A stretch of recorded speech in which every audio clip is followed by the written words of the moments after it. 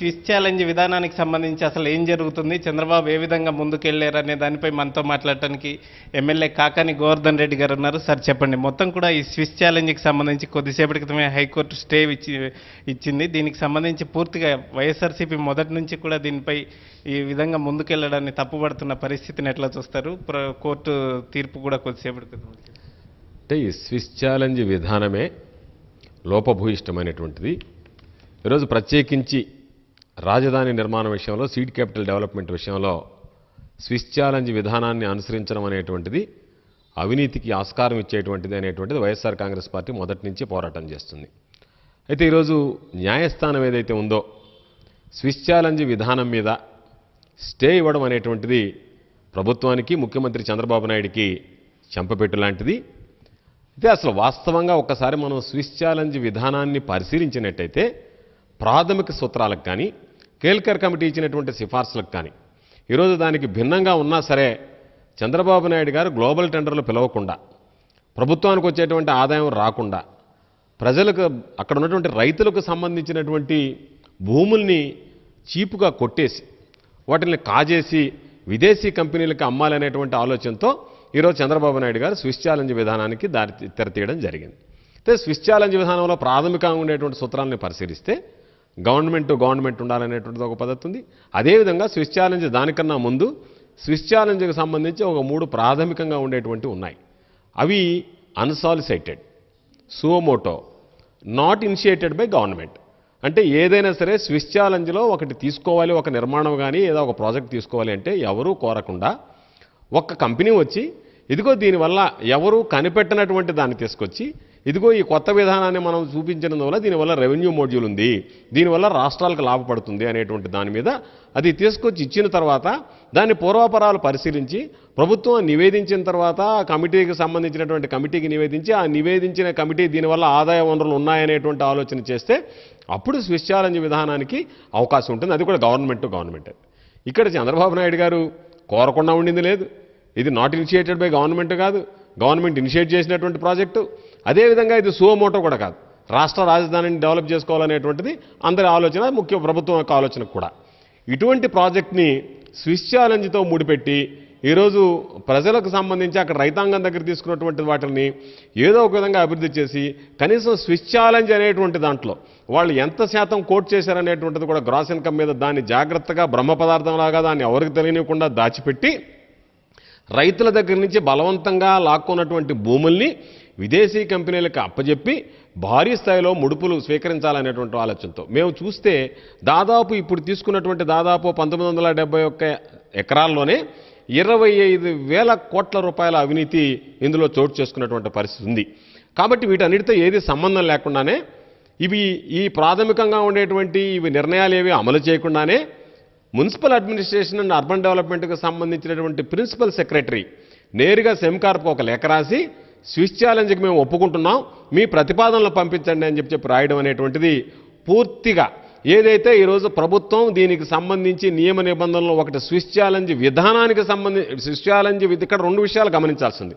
Swiss challenge విధానమే లోపభూయిష్టం అంటే ఆ స్విస్ ఛాలెంజ్లో ఉన్నటువంటి నియమ నిబంధనలకు కూడా తిరోధకాలు ఇచ్చి, అంటే అసలు స్విస్ ఛాలెంజ్ కాకుండానే చంద్రబాబు నాయుడు కొత్తది కనిపెట్టి ఏదో ఒక విధంగా స్విస్ ఛాలెంజ్ పద్ధతిలో వాళ్ళ దగ్గర నుంచి వెనక్కి తీసుకోవాలి, ముడుపులు తీసుకోవాలనేటువంటి ఆలోచనతో ఇది క్విడ్ ప్రోకోకు సంబంధించింది, ఈ భూములు వాళ్ళకి అప్పచెప్పడం, వాళ్ళ దగ్గర నుంచి డబ్బులు తీసుకోవాలనేటువంటి ఆలోచనతో చంద్రబాబు నాయుడు గారు సాహసించినటువంటిది. కాబట్టి దీనికి సంబంధించి ఒక పక్క వైఎస్ఆర్ కాంగ్రెస్ పార్టీ దానికి సంబంధించి కోర్టులో వ్యాజ్యం ఆడుతుంటే అటార్నీ జనరల్ గారిని పిలిపించి దాని మీద వాదనలు వినిపించి ఏదో ఒక విధంగా, అంటే ఈరోజు మేము మొదటి నుంచి చెప్తున్నాం చంద్రబాబు నాయుడు గారికి ఈరోజు ప్రతి విషయంలో కూడా గవర్నమెంట్ అంటే చంద్రబాబు నాయుడు గారు గవర్నమెంట్ కాదండి. గవర్నమెంట్ ఒప్పందం అంటే ఈ దేశానికి సంబంధించినటువంటి ఎక్స్టర్నల్ అఫైర్స్ మినిస్టర్ ఏదైతే ఉందో ఆ ఎక్స్టర్నల్ అఫైర్స్ మినిస్టర్ మిగతా దేశానికి సంబంధించినటువంటి ఆ ఎక్స్టర్నల్ అఫైర్స్ మినిస్టర్తో మాట్లాడి తీసుకోవాల్సింది. ఈ రోజు ఉన్నటువంటి సింగపూర్ కంపెనీలే గవర్నమెంట్ కంపెనీలు కాదు, అవి గవర్నమెంట్ కొన్ని షేర్లు ఉన్నటువంటి ప్రైవేట్ కంపెనీలుగా ఇన్కార్పొరేట్ చేయబడ్డాయి. దీంట్లో మరొక అంశం ఎంత ఆసక్తికరంగా ఉందంటే టెండర్లు పిలిచేటప్పుడు రాజధాని ఏమో భారతదేశంలో ఆంధ్ర రాష్ట్రంలో నిర్మించాలి, కానీ దానికి ఉండేటువంటి ప్రీ క్వాలిఫికేషన్స్ అంటే ముందస్తుగా పెట్టేటువంటి క్వాలిఫికేషన్స్లో ఏం పెట్టాడంటే బయట దేశాల్లో భారతదేశం కాకుండా బయట దేశాలకు సంబంధించి రియల్ ఎస్టేట్ కంపెనీ అయి ఉండాలి, అక్కడ real estate development real estate development కింద ప్లాట్ డెవలప్మెంట్ చేసి ఉండాలి, దానికి సంబంధించి బిల్డింగులు కట్టి అమ్మి ఉండాలి, మార్కెటింగ్ చేసి ఉండాలి. అంటే వాడికి 3 ఎక్స్పీరియన్స్లు ఉండాలి. బయట రియల్ ఎస్టేట్ డెవలప్మెంట్ ఉండాలి, ప్లాట్ లేఅవుట్ డెవలప్మెంట్ ఉండాలి, బిల్డింగులు కట్టి ఉండాలి, అక్కడ మార్కెటింగ్ చేసి ఉండాలి. ఆ 3 అంటే అది శ్రీలంక కావచ్చు, మయన్మార్ కావచ్చు, ఏ దేశమైనా కావచ్చు, భారతదేశంలో కాకుండా బయట దేశాల్లో చేసినటువంటిది ప్రీ క్వాలిఫికేషన్. అంటే భారతదేశంలో కట్టేటువంటి రాజధాని నిర్మాణానికి సంబంధించి కానీ, భారతదేశంలో కట్టేటువంటి రాజధానికి సంబంధించినటువంటి లేఅవుట్ డెవలప్మెంట్లో కానీ, భారతదేశంలో ఆంధ్ర రాష్ట్రంలో ఉండేటువంటి వీటికి సంబంధించి భారతదేశంలో ఉండేటువంటి అవసరంలే. బయట దేశాల్లో ఉండేటువంటి వాడు ఎవడైతే బయట దేశాల్లో ఎవడైతే వ్యాపారం చేసి ఉంటాడో, బయట దేశాల్లో ఎవడైతే లేఅవుట్ వేసి ఉంటాడో, బయట దేశాల్లో ఎవడైతే బిల్డింగ్లు కట్టి ఉంటాడో, బయట దేశాల్లో వాటిని వ్యాపారం ఎవరైతే చేసి ఉంటాడో వాడే దీనికి అర్హుడు అని చెప్పి ప్రాథమికంగా నిర్ణయంలో మామూలుగా ప్రీ క్వాలిఫికేషన్లో పెట్టినటువంటి సందర్భం. చంద్రబాబు నాయుడు గతంలో ఒక వ్యాఖ్య చేశారు, మన దేశ కంపెనీలకు అప్పచెప్తే మురికివాడలు కడతారు కానీ ఒక అంతర్జాతీయ స్థాయిలో పట్టణాన్ని నిర్మించే ఇది లేదు అని చెప్పి వ్యాఖ్యానించడం జరిగింది. భారతదేశంలో ఆ స్థాయిలోకి సంబంధించి కంపెనీస్ లేవు. ఇప్పుడు ఈరోజు హైకోర్టులో కూడా దీనిపై ఒక చర్చ వచ్చింది. మొత్తం కూడా ఓపెన్ బిడ్డింగ్కి వెళ్లాల్సినప్పుడు ఎందుకు రహస్యంగా ఇదంతా క్లోజర్గా వెళ్ళారని చెప్పి ఈరోజు హైకోర్టులో కూడా దీనిపై చర్చ జరిగింది. ఇదంతా ఎట్లా? చంద్రబాబు నాయుడు గారు భారతదేశానికి ఆంధ్ర రాష్ట్రానికి సంబంధించి ఇంజనీర్లని మేధావుల్ని అవమానించే విధంగా మాట్లాడుతున్నాడు. ఈరోజు మన టెక్నాలజీని మనం ఎక్స్పోర్ట్ చేసుకుంటున్నాం. బయట దేశాలు మన టెక్నాలజీని ఈరోజు అడుగుతున్నాయి. మనకు ప్రపంచవ్యాప్తిగా ఇంటర్నేషనల్ స్థాయిలో ప్రపంచాన్ని శాసించేటువంటి ఇంజనీర్లు ఈరోజు భారతదేశంలో ఆంధ్ర రాష్ట్రంలో ఉన్నారు. కాకపోతే చంద్రబాబు నాయుడు చేసేటువంటి వ్యాపారం బయటపడుతుంది కాబట్టి, అవినీతి భాగోతం అంతా బట్టబయలవుతుంది కాబట్టి, ఇక్కడ కాకుండా బయట కంపెనీలకు అప్పచెప్పి బయట కంపెనీల ద్వారా లావాదేవీలు జరపాలనేటువంటి ఒక దురుద్దేశంతో ప్రతి ఒక్కరికి తెలిసినటువంటి విషయం. దీంట్లో స్పష్టంగా చంద్రబాబు నాయుడు గారు అవినీతికి పాల్పడాలనేటువంటి ఒకే ఒక్క లక్ష్యంతో, ఒకే ఒక్క కారణంతో భారతదేశానికి సంబంధించి ఇంజనీర్లు చేస్తే మురికివాడలు చేస్తారు అది ఇది అని చెప్పి ఈరోజు బయట దేశాలను ఆహ్వానించి బయట దేశాలకు సంబంధించినటువంటి వాళ్ళతో లావాదేవీలు మాట్లాడుకొని దీని మీద ఈ ఆలోచన చేయడం జరిగింది. కాబట్టి చంద్రబాబు నాయుడు గారు తీసుకున్నటువంటి నిర్ణయం వెనక వేల కోట్ల రూపాయల అవినీతి ఉంది. వేల కోట్ల రూపాయల ప్రజాసొమ్ముని రైతుల దగ్గర సంబంధించినటువంటి భూముల్ని దోచుకోవడానికే ఈరోజు చంద్రబాబు నాయుడు గారు ఈ సాహసానికి ఒడిగొట్టడం జరిగింది. కాబట్టి ఆంధ్ర రాష్ట్రంలో నిర్మించేటువంటి దానికి ఇక్కడ ఉన్నటువంటి భౌగోళిక స్వరూపాలు, ఇక్కడ ఉండేటువంటి వనరులు, ఇక్కడ ఉండేటువంటి అవకాశాలు, ఇక్కడ ఉండేటువంటి లేబరు, ఇక్కడ ఉండేటువంటి మెన్ను మెటీరియల్ గురించి ఆలోచన చేయకుండా ప్రీ క్వాలిఫికేషన్ అంటే ఎవరూ దీంట్లో పార్టిసిపేట్ చేయకుండా ఉండాలనేటువంటి ఆలోచనతో. అంటే ఎంత దుర్మార్గం అంటే ఆంధ్ర రాష్ట్రానికి సంబంధించినటువంటి రాజధానికి సంబంధించి ఇంజనీర్లు కానీ, ఇక్కడ ఈ ప్రాంతానికి సంబంధించినటువంటి వ్యాపారస్తులు కానీ, లేదా ఇక్కడ డెవలప్ చేసినటువంటి వాళ్ళు కానీ, అనుభవం ఉన్నటువంటి వాళ్ళు కానీ పక్కన పెట్టి బయట దేశాల్లో అనుభవం ఉన్నటువంటి వాళ్ళని తీసుకొచ్చి పనిచేయాలనేటువంటిది తప్పనిసరిగా దీంట్లో అవినీతికి ఉంది.